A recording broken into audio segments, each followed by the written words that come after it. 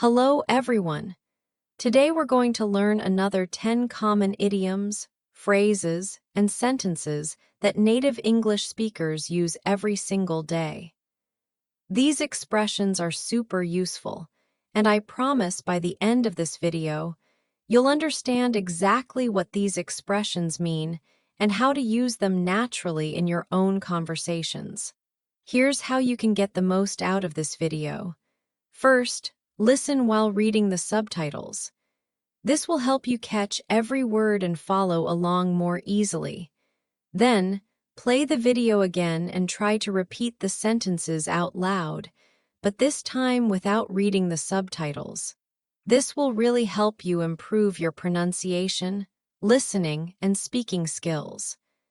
Don't forget to pause and write down any new idioms or phrases you like. That way, you can remember and review them later.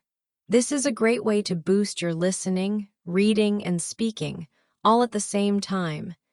This lesson is a fun and simple way to improve your English step by step.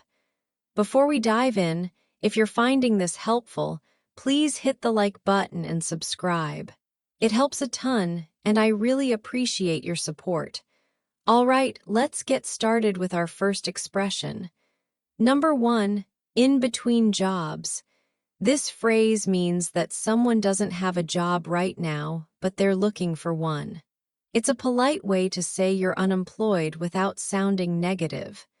Instead of saying, "I'm unemployed," which can feel a bit harsh, native speakers often say, "I'm in between jobs," because it sounds more hopeful and temporary. Let me tell you about my friend Sarah. Last month, she quit her job at the marketing company because she wasn't happy there. When people ask her what she does for work, she smiles and says, "Oh, I'm in between jobs right now, but I'm actively looking for something better." It sounds much more positive than saying, "I don't have a job." For example, if someone asks you, "What do you do for work?" and you don't currently have a job, you could say, "I'm in between jobs at the moment."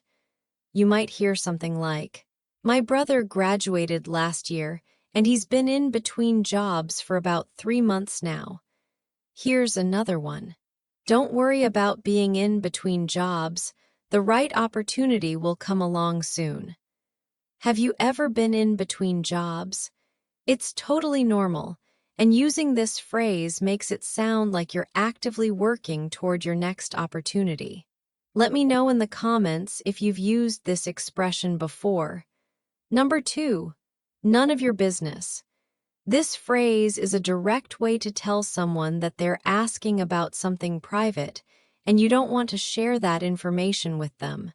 It means this is not something you should know about, or this doesn't concern you. It can sound a little rude if you say it too harshly, so the tone matters a lot. I remember when I was younger, my little cousin always wanted to know everything about my personal life. One day, she asked me how much money I made at my part-time job. I looked at her and said, "That's none of your business, sweetie."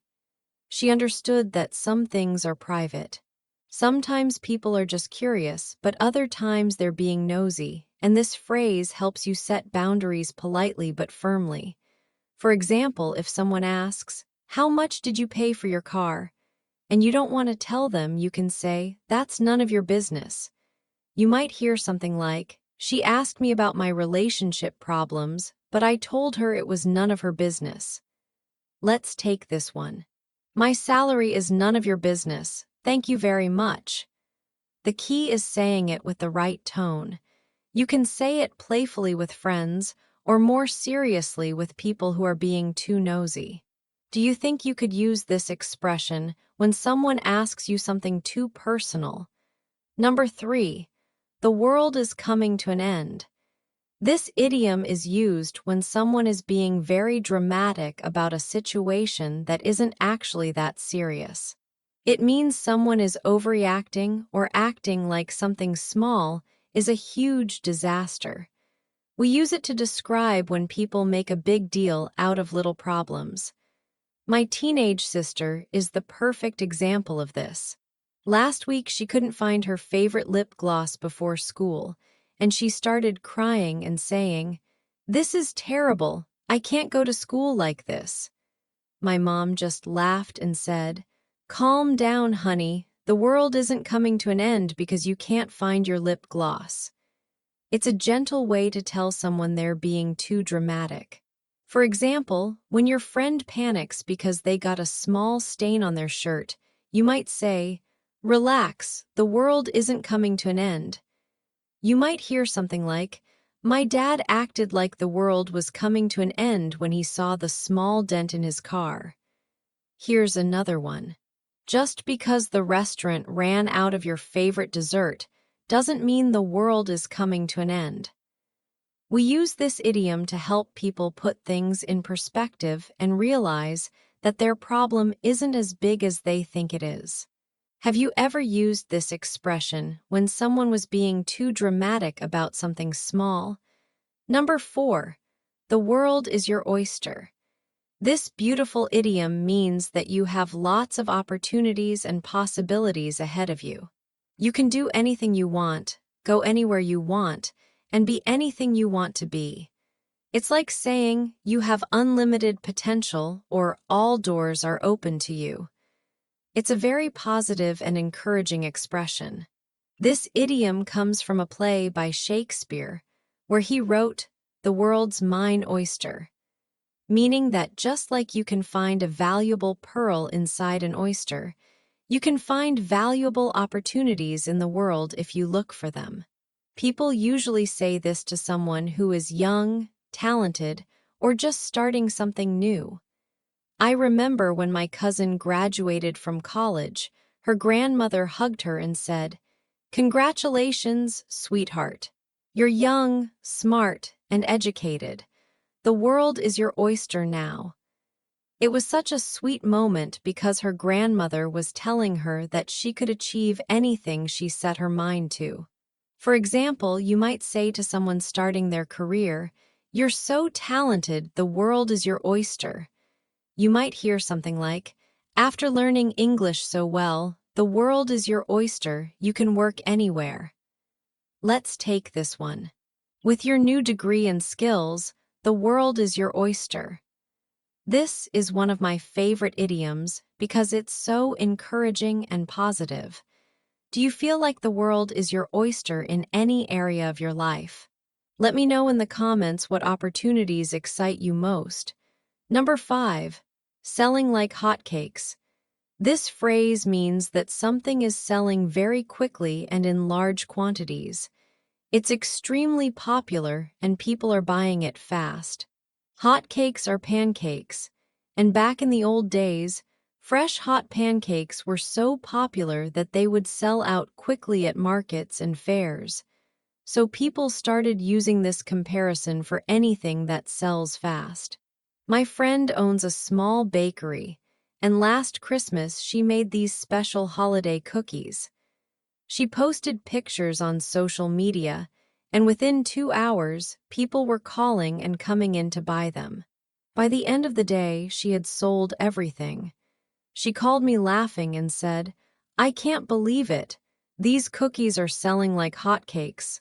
I need to make more tomorrow." For example, if a new phone comes out and everyone wants to buy it, you might say, "That new iPhone is selling like hotcakes." You might hear something like, "Her handmade jewelry started selling like hotcakes after that celebrity wore it." Here's another one. "The concert tickets are selling like hotcakes. You better buy yours soon." This phrase is super useful when you want to describe anything that's really popular and in high demand. Have you ever seen something sell like hotcakes? Maybe a popular toy, a new gadget, or even concert tickets. Number 6, the apple doesn't fall far from the tree. This idiom means that children are usually similar to their parents in personality, behavior, or abilities. It suggests that kids often have the same qualities, good or bad, as their mom or dad. The idea is that when an apple falls from a tree, it lands close to the tree. just like children are often similar to their parents. I see this all the time in my family.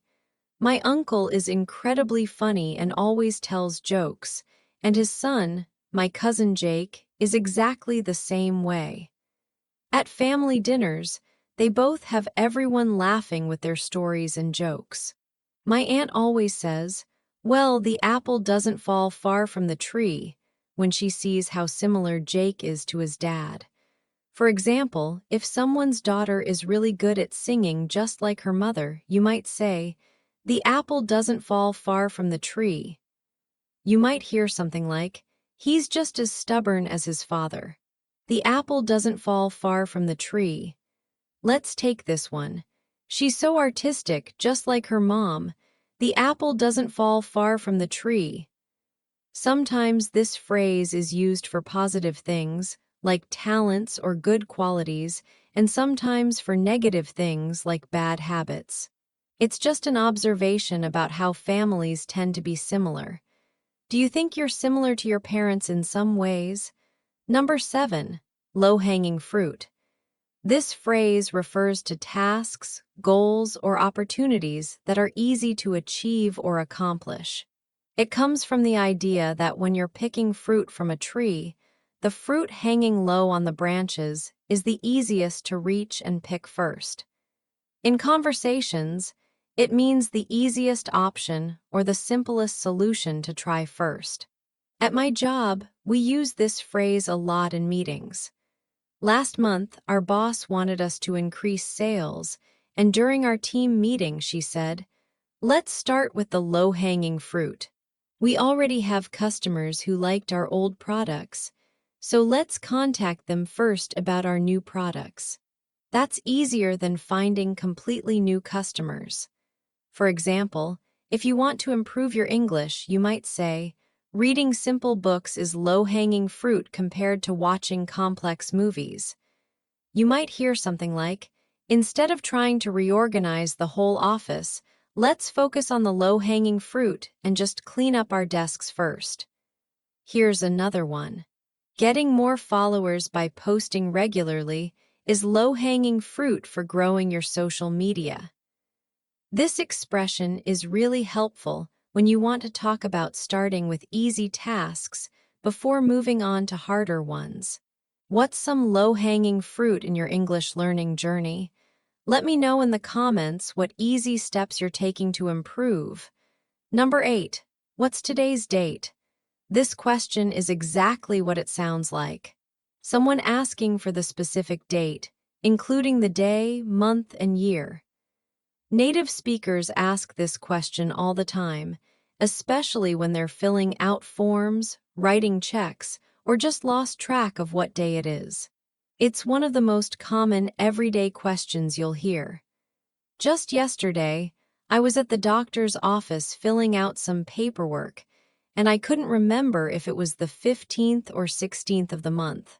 The receptionist was sitting right there, so I asked her, "Excuse me, what's today's date?" She smiled and said, "It's March 16th. It happens to everyone. Sometimes we just lose track of the date, especially when we're busy. For example, you might ask a coworker, "What's today's date? I need to fill out this report." You might hear something like, "I'm writing a letter. What's today's date again?" Let's take this one. What's today's date? I want to make sure I'm not late paying this bill. This is such a practical question that you'll definitely use in real life. Sometimes people ask it because they're writing something down, and sometimes they ask because they genuinely forgot what day it is. Have you ever had one of those days where you completely forgot the date? Number 9. What day is it today? This question is asking for the day of the week, like Monday, Tuesday, Wednesday, and so on. It's different from asking the date because you're not asking for the number, you're asking for the name of the day. People ask this when they lose track of their weekly schedule or when their routine gets mixed up. This happened to me just last week. I had been working from home for several days, and all the days started feeling the same. I woke up one morning, and honestly had no idea if it was Wednesday or Thursday. I called my sister, and the first thing I said was, "Hey, what day is it today? I'm totally confused." She laughed and said, "It's Thursday, you workaholic." For example, if you wake up confused about your schedule, you might ask your family, "What day is it today? Is it Saturday or Sunday?" You might hear something like, "I've been so busy with exams, what day is it today?" Here's another one. "What day is it today? I don't want to miss my favorite TV show." This question is super common, especially on weekends or during vacation when your normal routine changes. It's totally normal to lose track of what day it is sometimes. Do you ever wake up confused about what day it is? Number 10. May I be excused? This polite question is a formal way to ask permission to leave a situation, usually a meal, a meeting, or a classroom. It's a very respectful way to say, "Can I leave now?" Young people learn to say this at the dinner table, and adults use similar polite language in professional settings. I learned this phrase when I was little. At my house, we had a family rule that nobody could leave the dinner table until everyone was finished eating, unless you asked politely. So every night, when I finished my food first, I would say, "Mom, may I be excused from the table?" And she would either say yes or ask me to wait for everyone else to finish. For example, at a family dinner, a child might say, "May I be excused? I finished all my vegetables." You might hear something like, "May I be excused to use the restroom?" in a formal meeting. Let's take this one. "May I be excused early today? I have a doctor's appointment." This phrase shows good manners and respect. Even though it sounds formal, it's still used today, especially in families with traditional values or in professional settings. The key is that you're asking permission, not just announcing that you're leaving. Were you taught to ask permission like this when you were growing up? Let's recap what we learned today. We covered 10 super useful expressions that native English speakers use all the time. We learned that "in between jobs" is a polite way to say you're unemployed. "None of your business" helps you set boundaries when people ask personal questions. "The world is coming to an end" describes someone being overly dramatic about small problems. "The world is your oyster" means you have unlimited opportunities ahead of you. "Selling like hotcakes" describes something that's very popular and selling quickly. "The apple doesn't fall far from the tree" means children are often similar to their parents. "Low-hanging fruit" refers to easy tasks you should do first. "What's today's date?" is asking for the specific date, while "what day is it today?" is asking for the day of the week. And finally, "may I be excused" is a polite way to ask permission to leave a situation. These expressions will definitely help you sound more natural when you're speaking with native English speakers. Remember, the best way to learn these is to practice using them in real conversations. Try to use one or two of these expressions this week and see how it feels. If this video helped you learn something new, please give it a thumbs up and don't forget to subscribe to our channel. We post new English learning videos every single day with 10 more useful idioms, phrases, and sentences. Tomorrow, we'll have another batch of expressions that will help you sound even more natural in English. Which of these 10 expressions was your favorite today? Or maybe you have a funny story about using one of these in real life. I'd love to hear from you in the comments below. Your stories help other learners too, so please share. Take care and keep practicing your English. Remember, every day you practice, you're getting closer to speaking like a native speaker. I'll see you tomorrow with 10 more amazing expressions. Until then, keep using what you learned today.